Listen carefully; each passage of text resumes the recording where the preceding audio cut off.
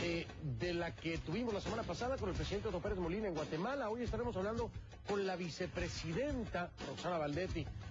¿Qué es lo que pasa en Guatemala cuando escuchábamos al presidente Otto Pérez Molina decirnos que la mano dura sigue ahí? Pero hay un tema que no puede negarse, y es la violencia, pero la violencia hasta con adolescentes, niñas, sicarias y muchos otros ejemplos más.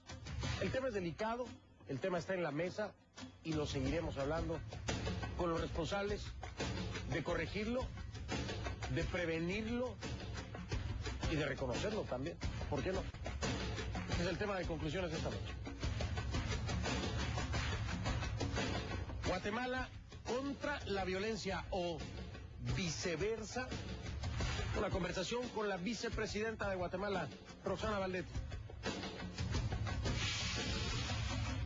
Y la pregunta está en nuestra página, que es facebook.com/conclusionescnn, facebook.com/conclusionescnn. Dice así: ¿quiénes crees que resultan mayormente afectados por la violencia en Guatemala? Las opciones: niños, mujeres, adolescentes, hombres. Esas son las opciones: niños, mujeres, adolescentes u hombres. ¿Quién crees que resulta mayormente afectado por la violencia en Guatemala? La página es facebook.com/conclusionescnn, facebook.com/conclusionescnn, y donde usted ve la manita con el dedo pulgar hacia arriba, donde dice like o me gusta, si usted hace clic ahí, se suma a nuestra comunidad, es bienvenido, nos da mucho gusto que nos acompañen. Es la página de Conclusiones y de usted, facebook.com/conclusionescnn.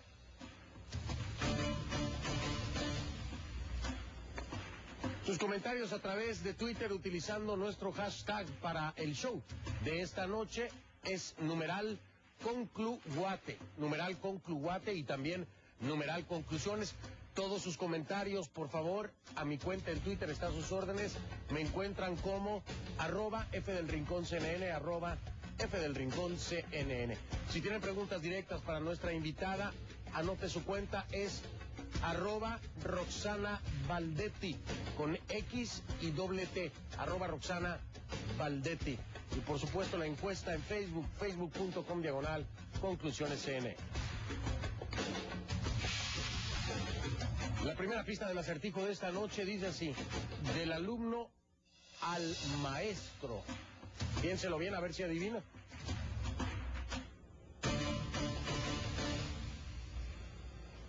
Hoy en Guatemala la policía informó que un hombre fue capturado, escuche usted, bajo sospecha de haber violado y contagiado con enfermedades de transmisión sexual a su sobrina de 12 años. El sujeto detenido, según consigna la prensa, es Carlos Elías Ramírez, de 38 años. Dicen también que ya tenía orden de captura desde el 28 de enero pasado. El hombre habría contagiado a esta pequeña de 12 años de VIH, sífilis y hepatitis B. Eso fue hoy, pero a principios de mes se reportó la captura de Dolores Tahuite Guas, 70 años, quien también violó a su sobrina de 12 años, quien dio a luz a un bebé producto de este ilícito. Y en otro hecho también consignado por la prensa, el arresto de David Gómez Marroquín, de 55, arrestado por violar y a cambio darle dinero a una niña. Hoy habló Christian Skog, representante del Fondo de Naciones Unidas para la Niñez, UNICEF, quien ha estado en Guatemala desde julio pasado, pero está impactado, dice él, por el porcentaje de desnutrición en niños menores de 5 años, también en Guatemala, y por los partos en niñas menores de edad. Estos fueron dos señalamientos de este señor de la UNICEF. Su conclusión, dice, es que el Estado no es capaz de servir a la población. Fuerte. El Estado, dice, no es capaz de servir a la población. La semana pasada estuve hablando con el presidente Otto Pérez Molina sobre este tema. Me decía, lo que dice la prensa es cierto, y estamos trabajando por eso. El hecho de trabajar no quiere decir que necesariamente se vaya a ganar. el hecho de trabajar no quiere decir que necesariamente se le esté ganando la carrera o el camino a la violencia. Entonces, ¿es Guatemala contra la violencia? ¿O viceversa, la violencia está pegándole a Guatemala? Vamos a platicarlo, y lo platicamos con la vicepresidenta de Guatemala.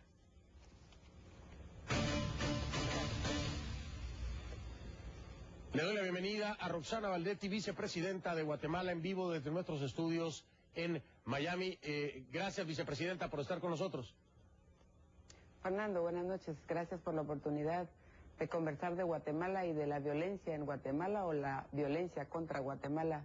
Y es un bonito tema para poder discutir. Qué amable, muchas gracias, vicepresidenta, por acompañarnos desde las elecciones que no tenía la oportunidad antes, ¿verdad? Claro, fue antes de las elecciones, es cierto. Desde entonces, recuerdo esa plática que tuve la oportunidad de tener con usted. Y mire, quiero irme, vicepresidenta, por un tema que a usted tal vez la tenga en mayor conexión. Digo, está consciente de esto que hablamos de la violencia, pero hay ciertas víctimas pues muy expuestas, como son los niños, por ejemplo, como son las adolescentes, como son las propias mujeres. Y hoy precisamente nos impacta a muchos, porque no lo habíamos escuchado en Guatemala, el arresto y confesión de 2 niñas sicarias.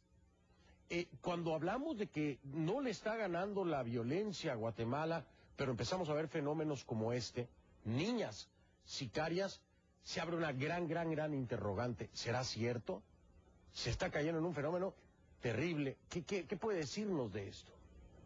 Bueno, primero, Fernando, yo creo que tendríamos que separarlo, porque no son niñas sicarias. Un sicariato es alguien que cobra por matar a alguien, o ese es el trabajo que tiene.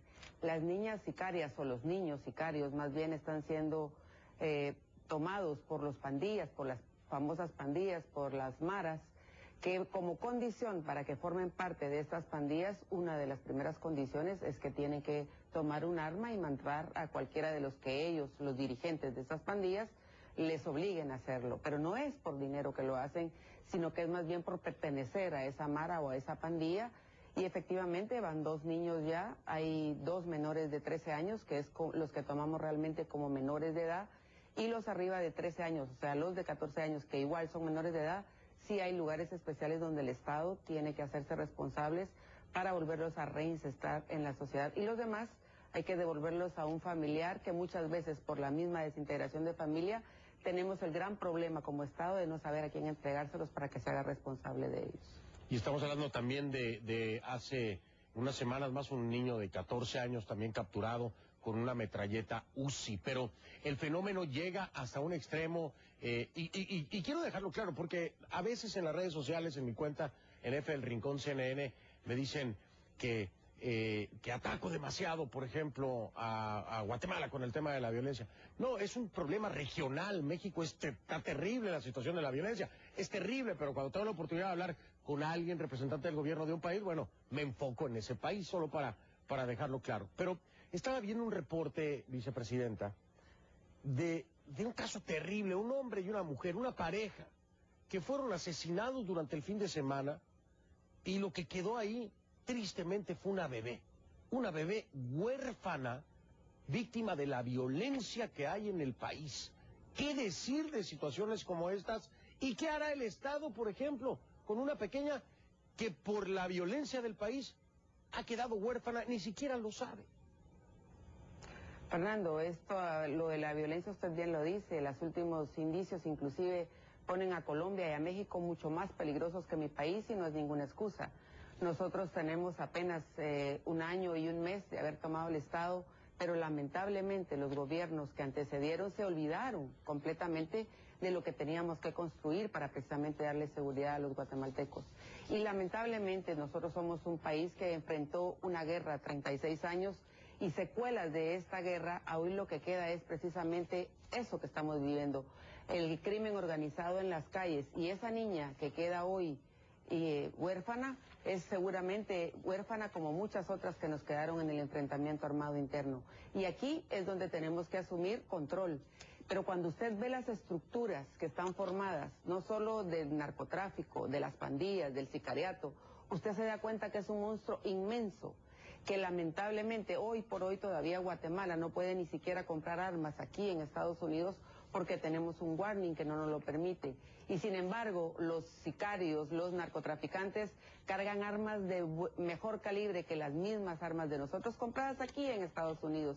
Y ahí es donde decimos cómo hacemos para que nuestros hermanos americanos y especialmente Estados Unidos nos ayude, quitándonos precisamente ese warning que hoy tenemos para poder tener armas por lo menos para defender a los guatemaltecos. Yo creo que hemos hecho un gran esfuerzo, se lo quiero decir.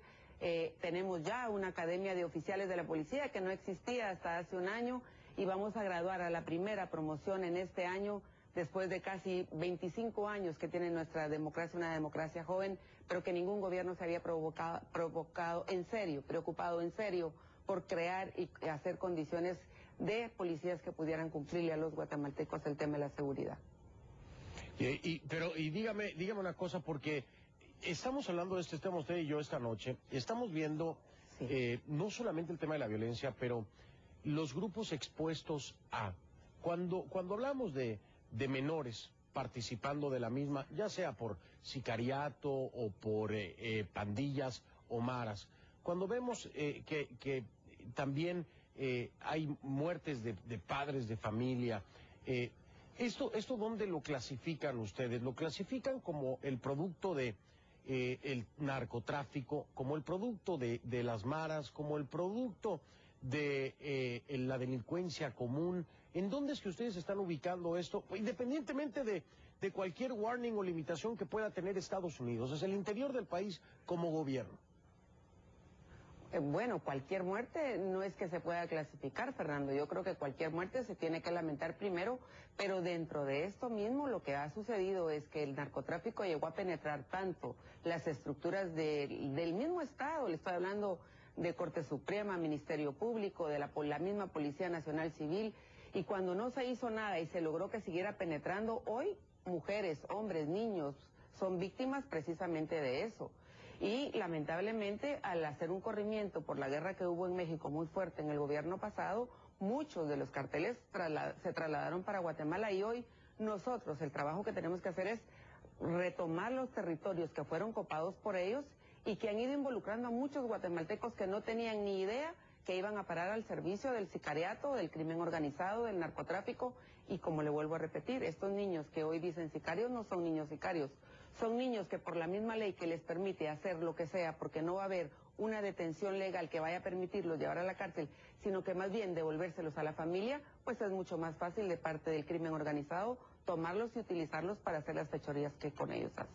Tengo que marcar la primera pausa, por cierto, irónicamente, digo irónicamente porque estamos hablando de este tema, pero se está recordando hoy en Guatemala a las víctimas del conflicto armado, y bueno, pues quiero consignarlo, porque al mismo tiempo que recordamos a las víctimas de un conflicto armado, estamos hablando de las víctimas actualmente. La pregunta que voy a dejar sobre la mesa, que es una gran crítica, y viene de los guatemaltecos, lo tengo aquí, los estoy leyendo y siempre trato de integrar parte de sus inquietudes en la conversación. En mi cuenta, en F del Rincón CNN, dicen, y es cierto, se ha reportado, de acuerdo a fuentes oficiales, que ha disminuido la violencia. Pero y en estos días se lo confieso, vicepresidenta, he estado revisando seguido los reportes de la prensa del país y es alarmante. ¿Es cierto que ha bajado? ¿Cuál es la fuente? Concretamente, ¿cómo decir que ha bajado cuando leemos todo esto solo en un fin de semana? Está consignando la prensa 24 muertes en un fin de semana. Voy a hacer la pausa, no me responda, regreso, y la invitación para que sigan enviando sus comentarios a través de las redes sociales, @F del Rincón CNN, la va a ver aparecer ahora en pantalla. Esa es mi cuenta, así se ve, y ahí pueden hacer sus comentarios para la vicepresidenta de Guatemala, Roxana Valdetti. Yo los trato de integrar, son muchos, pero trato de sacar la idea en común o la idea general de los temas que quieren tocar. @F del Rincón CNN en Twitter. Ya regreso con mi invitada de esta noche. Guatemala contra la violencia o viceversa es una conversación con la vicepresidenta Roxana Valdetti.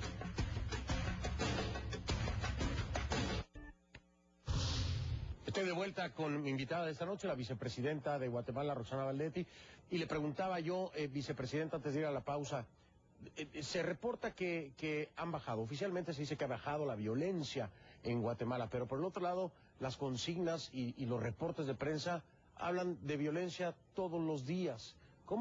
¿Este es un tema de apreciación o es que los números no están cuadrando? Porque incluso se habla de que incrementaron los crímenes en enero en enero de este año en comparación del enero del año pasado. Entonces, ¿hay incremento o cómo es que está la cosa? Si usted tiene los datos por ahí, Fernando, es una persona más que el año pasado en enero. Tampoco es una cifra alarmante y aquí es donde yo quiero decir. Yo creo, no son solo estadísticas. Las estadísticas nos dicen que efectivamente hay un trabajo efectivo y que van reduciéndose los números. Pero no hay magia tampoco en esto, Fernando. Estos son procesos y los procesos hay que llevarlos y seguirlos. Pero también quiero decirle, si hay más inversión en el país y si muchos nos están reportando como un país emergente para invertir, quiere decir que de alguna manera estamos dando seguridad al inversionista, porque ningún inversionista extranjero va a llegar a invertir a un país donde sabe que lo van a llegar a matar si llega a invertir. Claro, vicepresidenta, pero el inversionista sí. es otra perspectiva. El inversionista tiene otra perspectiva muy diferente a la de las personas que están viviendo ahí. Le voy a dar el dato. Según Mario Polanco, fueron 550 asesinatos, 8.4% más, no fue uno nada más.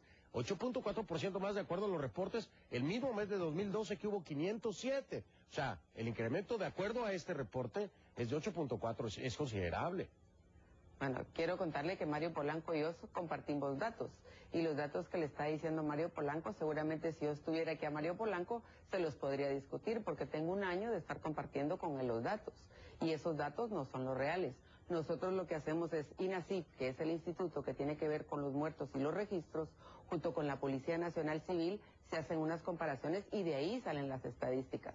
Si estuviera aquí Mario Polanco, yo podría rebatirle a Mario Polanco los datos que usted tiene en su mano, porque he compartido con él un año específicamente porque sé el trabajo que él hace en fiscalización de este tema. Bueno, pero entonces vamos a dejarlo como no está Mario Polanco aquí, vamos a dejarlo así. Supongamos que la cifra que usted me da es la correcta, que es 1%. Y digo supongamos, no porque dude de su palabra, sino porque como no puedo confirmar con Mario Polanco, yo tampoco ahora, me cuesta trabajo pues poder dar una determinación. Sí. Pero vamos a suponer que es realmente el 1% nada más, es una persona más la que ha muerto.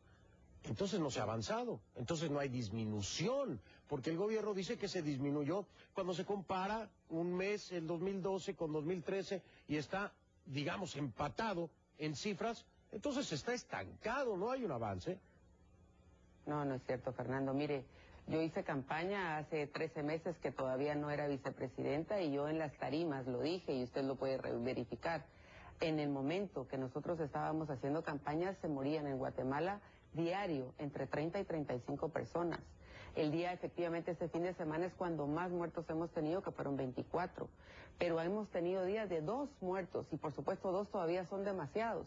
Pero no es fácil cuando usted no tiene una estructura, sino que la está construyendo.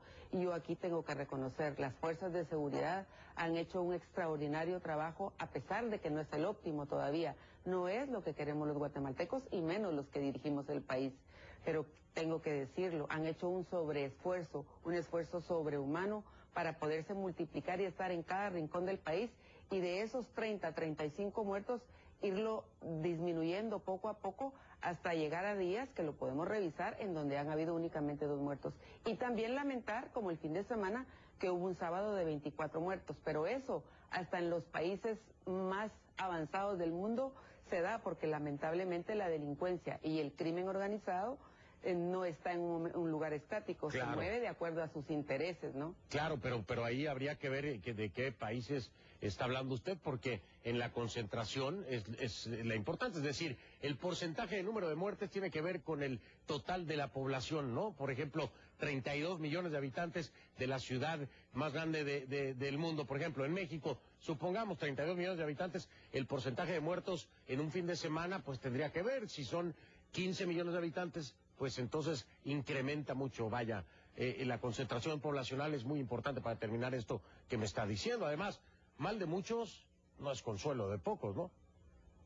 No, y además no estamos consolándonos, más bien estamos comprometidos con el trabajo que hay que hacer. Nosotros dijimos en campaña seguridad y empleo, ese fue el compromiso. Pero denos un ratito de tiempo todavía, que solo van 13 meses y nosotros estamos haciendo el esfuerzo y el trabajo. Cuando se termine este periodo, del periodo de Otto Pérez Molina y Roxana Valdetti, es cuando de verdad nos van a poder señalar si realmente logramos cumplirlo o si únicamente fue una promesa de campaña, pero no a los 13 meses de haber iniciado un gobierno. O sea que lo que falta es tiempo. Mire, vicepresidenta, yo anuncié lo que se llama el acertijo al principio del programa, ¿no? Que es unas pistas para que la gente adivine. Pero vamos a seguir con la plática, si le parece. Le voy a quedar a deber al público el acertijo para poder tener un segmentito más con usted.